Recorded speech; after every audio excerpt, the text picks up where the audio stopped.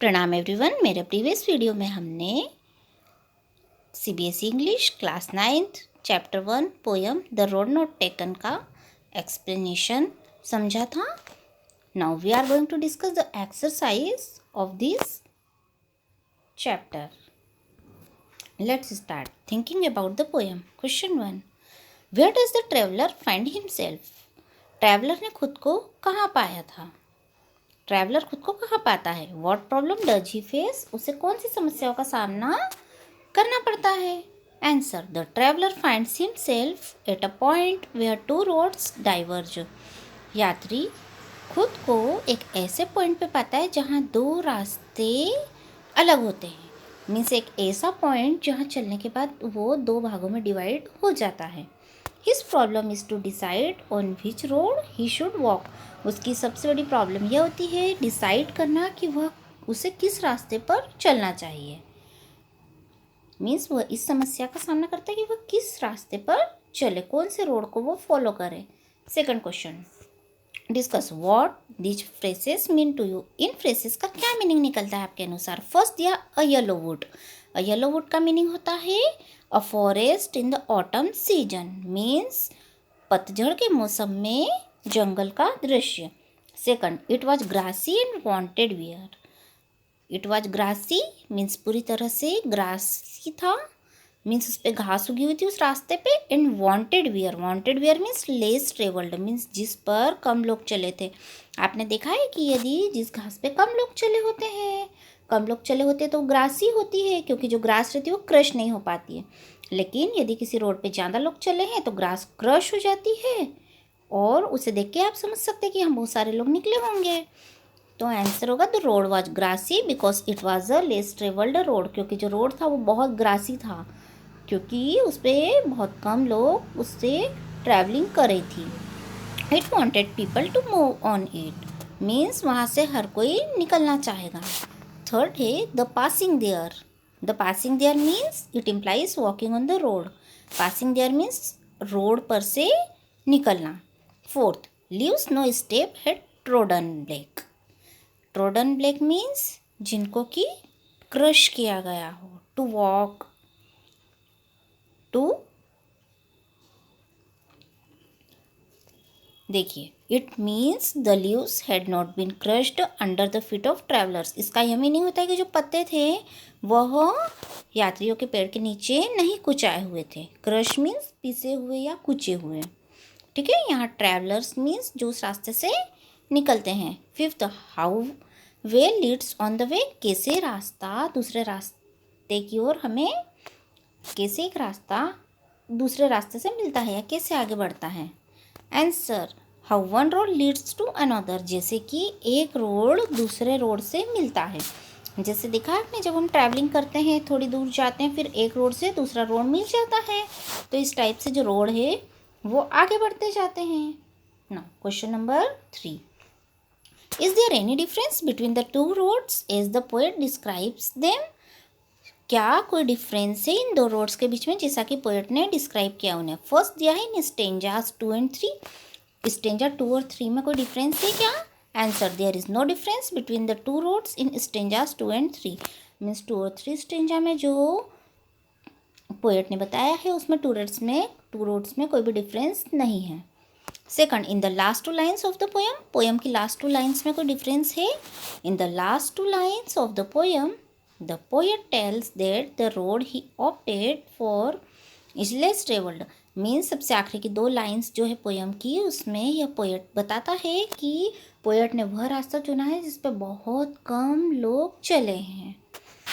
Okay, question number 4, what do you think the last two lines of the poem mean? आप क्या सोचते हैं आखिरी की जो दो लाइन्स है पोयम की उनका क्या मीनिंग होता है?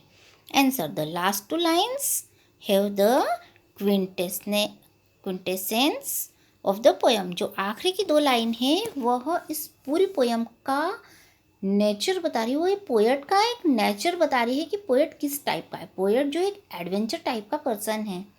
The poet expresses his opinion that it becomes difficult for a normal human being to change his or her decision। Means poet यह एक्सप्रेस करता है, पोएट अपना मत बताता है कि एक नॉर्मल मनुष्य के लिए अपने निर्णय को चेंज करना बहुत मुश्किल होता है. The poet intends to walk on the first road but he couldn't do so. Poet पहले रास्ते पर चलना चाहता है लेकिन वह ऐसा नहीं कर पाता.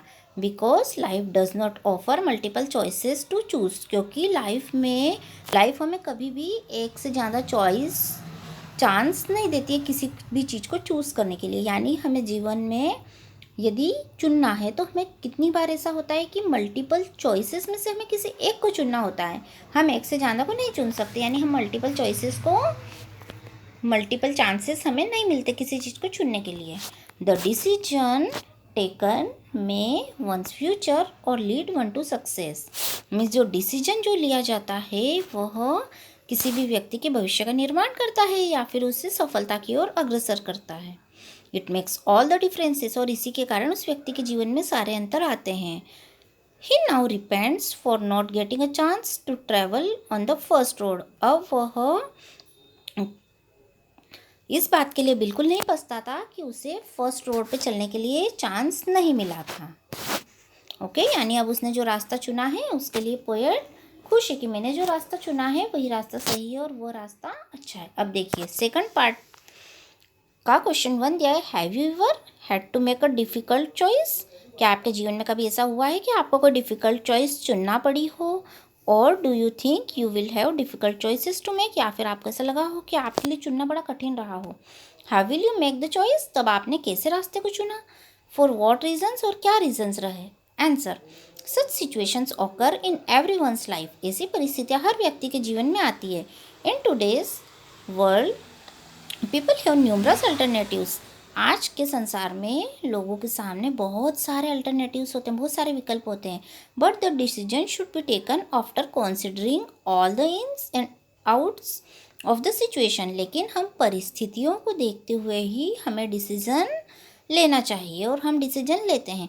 We must ruminate over the disadvantages also. हमें इसके साथ साथ हम जो भी करने जा रहे हैं उसके जो परिणाम होंगे उसमें क्या हानियाँ होंगी इसके बारे में भी ध्यान में रखते हुए ही निर्णय लेना चाहिए. और आपको यहाँ पे जो आपका खुद का एक्सपीरियंस है वो आपको खुद को लिखना है. ये केवल मैंने छोटा सा आपको समझाया है. ओके, आपका एक्सपीरियंस आपको खुद को राइट करना है. Now question 2. After you have made a choice, do you always think about what might have been or do you accept the reality? जब भी आपने कोई चॉइस करी होगी तो आप क्या सोचते हैं उसके बारे में. क्या आप वास्तविकता को स्वीकार करते हैं.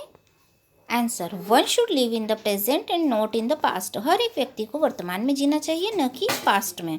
The philosophy of is the key to attaining success. और फिलोसफी जो कहती है वो ये कहती है कि हमें हमेशा सफलता के बारे में सोचना चाहिए. Life is not a bed of roses. Its hurdles are to be crossed bravely. Means जीवन गुलाब से भरा हुआ एक बिस्तर नहीं है. जीवन में बहुत सारी कठिनाइयाँ आती है जिनका हमें बहादुरी से सामना करना पड़ता है. One must not feel nervous and get dejected in the trying circumstances. Means किसी भी व्यक्ति ने उदास नहीं होना चाहिए या फिर कठिन परिस्थितियों को रिजेक्ट नहीं करना चाहिए. मीन्स उनसे भागना नहीं चाहिए, उनका सामना करना चाहिए. ऑन सम इंस्टांसेस, कुछ परिस्थितियों में one needs to be confident about the choice he और शी मेक्स. कुछ परिस्थितियों में व्यक्ति ने इस बात के बारे में कॉन्फिडेंट रहना चाहिए कि उनके द्वारा लिया गया निर्णय या उन्होंने जो भी चूज़ किया, उनकी जो भी चॉइस है वो बिल्कुल सही है. अपनी चॉइस जो भी अपन ने करी है उसके बारे में कॉन्फिडेंट रहना चाहिए. यानी मन में विश्वास होना चाहिए कि हमने जो भी चुना है वह बिल्कुल सही है. So today we have discussed the exercise of this chapter. Thank you for watching this video.